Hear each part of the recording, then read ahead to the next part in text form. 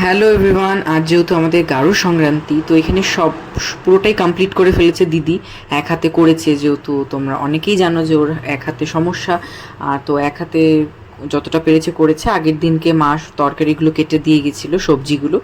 তো এখন মিক্স করা হলো সব থেকে বড় ব্যাপার। ঘি এবং নারকেল কোড়া দিয়ে যে মিক্সটা করতে হয়, কেন কি কোয়ান্টিটিতে অনেককে দেওয়ার থাকে, ওই জন্য এত বড় হাঁড়িতে বানানো। তো তাও করেছে এবং খুব টেস্টও হয়েছিল খেতে। তাও এক হাতে করেছে, তো অনেকটা ছিল, যেহেতু ওর একটু অসুবিধা হচ্ছিল। তাও আমি বলছিলাম আমাকে দে, বললো যে না আমি একাই পারবো, কিন্তু খেতে দারুণ হয়েছিল। আমাদের এখন পুরো দেওয়া পুরো কমপ্লিট। আগের ক্লিপগুলোতে তো দেখলে পুরো মিক্স করছিল। তো আজকের যে রান্নাটা করেছে ওকে দেখাই একবার। পুরো একদম বড় হাঁড়িতে, যেটা তার ব্যাক ক্যামেরা, এই হাঁড়িটাতে পুরো রান্না করেছে। কটা সবজি, কত রকমের যেন? 18 রকমের সবজি। 18 রকমের সবজি ছিল পুরো দিয়ে ওটাতে রান্নাটা করা হয়। তো সবাইকে দেওয়া হয়ে গেছে, প্লাস আমাদের আজকে যেহেতু পাখিকেও দিতে হয়, তো ওখানেও দেওয়া হয়ে গেছে। তো আজকে এখন আমরা খেতে বসবো। তা আমরা আজকে খাবো কলা পাতাতে।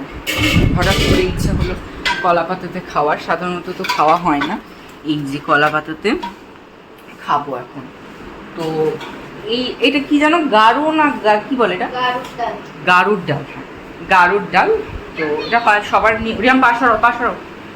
তো এই নিয়মটা সবার থাকে না, আমাদের আছে। তো এটা হয়েছে, তো ও করেছে। তো এখন দেখা যাক খেয়ে কেমন হয়েছে চলো বন্ধ কর।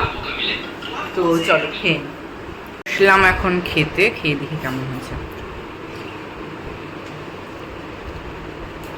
দারুণ হয়েছে। এটা মনে হয় কালকেও খেতে হয় না?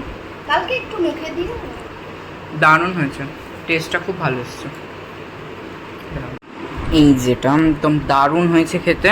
এই যে কুক সামনে বসে আছে, আর রিয়াম এখানে বসেছে। রিয়াম তো ডালটা খেতে পারবে না, যেহেতু ওখানে লঙ্কা আছে, ঝাল ঝাল লাগবে। ওই জন্য ওকে একটু সেদ্ধ দেওয়া হয়েছে। একদম নিচে বসে কলা পাতায় খাওয়া হচ্ছে অনেক দিন পর, তাই না রিয়াম? হ্যাঁ। তো চলো খেয়ে নিই, টাটা।